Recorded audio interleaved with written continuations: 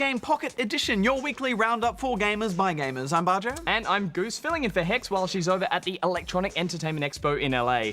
It's nice to have you here, Goose. Thank you for filling in. And this week we're going to have a look at Fire Emblem Awakening on the 3DS.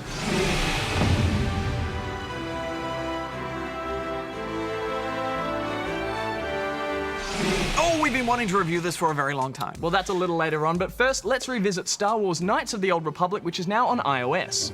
It's not like we're gonna miss anything good. Shh, they're about to start, so quit complaining and just watch the view screen. KOTOR, as it's affectionately known by its fans, has been updated for the touchscreen of a tablet.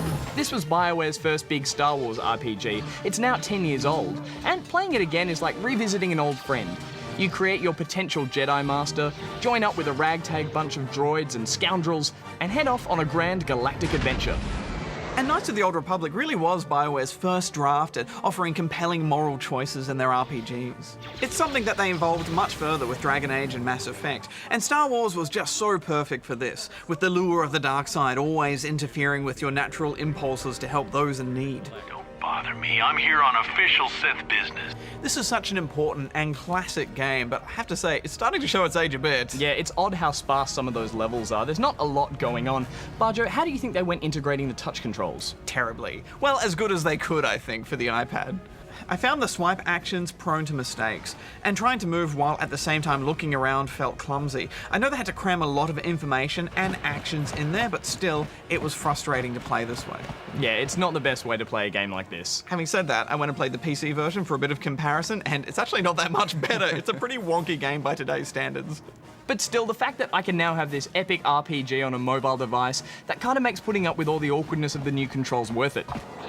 There's definitely a nostalgia factor influencing my score here. I was just really happy to get back and play a few Hands of Pizzak, so I'm giving it a 7. I'm going to play devil's advocate on this one because I think newcomers will have a terrible time. It's quite a confusing game to someone who hasn't played it before. I gave it 6 out of 10 rubber chickens. Next up, Game Dev Tycoon. Game Dev Tycoon is a micromanagement game for PC and Windows Phone, and it gives you the chance to create your own quirky little game development studio and set about cranking out the video game hits. It's all about managing limited resources, investing in research, and squeezing the best out of your overworked staff in the hope of getting good review scores and raking in the dosh. This game is very similar to Game Dev Story for iOS, both in themes and in name. Bajo, I really hope no developers out there are making games like I do, otherwise we're surely headed for the next great video game industry crash. Anyway, I found that Game Dev Tycoon keeps you clicking along with a steady flow of lots of little decisions. There's always one more thing to decide on as you grow your company. I found it important to create a solid game engine early on because that lets you create more advanced games down the line, and you need to constantly evolve your tech as the console generations move along, just like in real life. I like how you can try to remain independent too, rather than go with a big publisher, because they really leech the money off you. Bajo, I couldn't help but notice that both you and Hex popped up as in-game reviewers. Didn't see me. Yeah, I was quite humbled and surprised by that, but I tired of this game pretty quickly. I love the concept, but something about it didn't grab me, so I gave this 5 out of 10 rubber chickens. Yeah, it's a fun little game, but it lacks any of the longevity and the depth to make it a must-play, so I'm giving it a 6. All right, Goose, are you up to answering some questions at the Ask Good Game desk? Bajo, I was born up. I was ready. Let's go. I'm born. Good game. Okay, Bajo, what have we got? Well, let's go with this from Andrew, who is somewhere in Western Australia. My friend Michael and I have been arguing for over 20 years the colour of Ryu's alternative suit in Street Fighter II Champion Edition. I think it is grey, he thinks blue. We are 35 years old and need you to settle this once and for all. Regards, Andrew. Well, I'd have to say I agree with you, Andrew. It's definitely grey. I don't know, Bajo. It kind of looks more like a subtle blue, and that would match his blue headband. That's the definition of grey, I think, Goose. And why would it match his headband? His main outfit isn't red to match his red headband. Everyone knows Ken's red. Yeah, but I know it's pretty grey, but that could just be a very dark and faint blue. I think there's only one way to solve this, Baj. Round 1. Fight. Okay, freeze frame, enhance. Enhance again. Well, there we go. The results are in, and it's grey. So there you go, Andrew. You were right all along, and in fact, so was I. You win. Yeah, okay, fine. I can admit when I was wrong. Yes, I was right. That settled. Next question. Okay, and we have this one from Cloudy Meatballs Goodness with a beard, who writes, what are first impressions of new consoles? Quick, go. Oh, well, Cloudy, Goose and I have only seen what's come out of the E3 press conferences, so I think we'll probably go into more detail about that over the coming weeks. The good news is that the footage that's trickling out from all these next-gen games looks awesome. It's amazing to see what we can only assume is DirectX 11 lighting and higher resolution textures on a console. Yes, which you would have seen already if you're a PC gamer. Bajo, I refuse to be drawn into another one of your PC versus console debates. It's hardly a debate, but I think we should move on and let's see what you guys thought of Remember Me. It seems like a lifetime. I'm sorry. I have no memory of you. New review! New review. Well, I quite like what Mr. Brave had to say, writing, "The game artwork are awesome, and the story, but the fight not so much, and the angle are a bit stupid. I really enjoyed the game. Please not make this mistake again. Ha!" Followed by 9 stars. A good analysis there, and there seems to be a few who agreed that it had some good things going for it, like Starsun here, who wrote, "A very underrated and unique game. Good to see a gaming company trying new things rather than just doing another AAA title." 7.5 stars. Bit of a backwards compliment there, but I think it's still a compliment. Well, I think most people agreed that it still had a few flaws, like Mr. Panda, who wrote interesting concept, just didn't pull the gameplay out quite as much as they could have. 5.5 stars. But some of you just straight up didn't like it, such as Eshi here, who wrote, "It sucks, 1 star." Ouch. Well, on that harsh note, I think we better head back to the studio. Okay, Goose.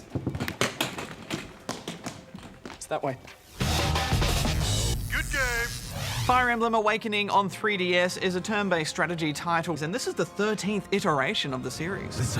Run. It positions you as a tactician in charge of a rebellion in a besieged land. And in typical Japanese RPG style, you begin the game with, wait for it, amnesia.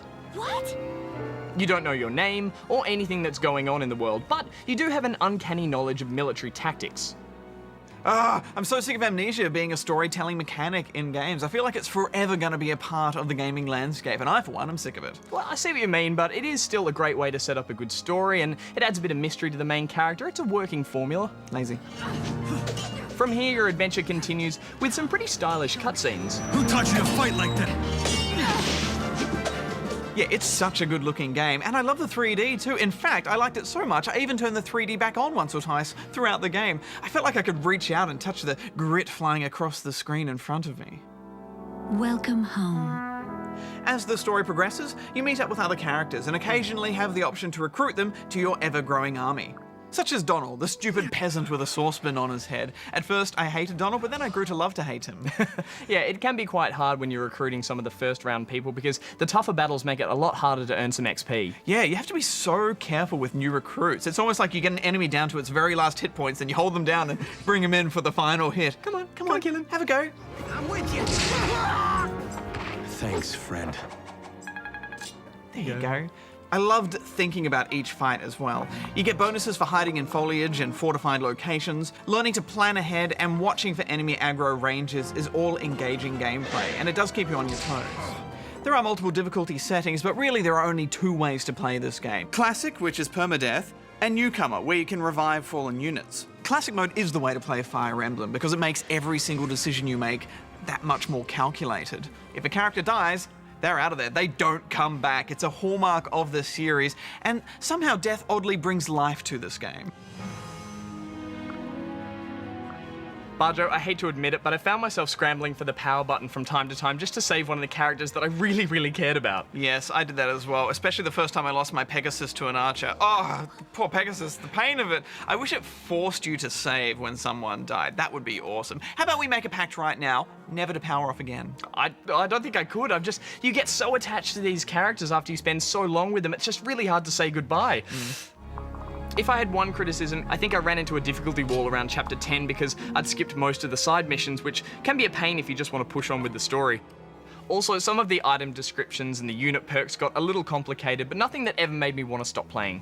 Yeah, I think that's a fair point. Perhaps some better tutorials or reinforcement of how all that worked would have been good, but you could argue that half the fun is working that out. When characters reach level 10, you can use a Master Seal to upgrade them with a special elite version of their class. For example, a Cavalier can become a Paladin or a Great Knight, and these transformations are spectacular.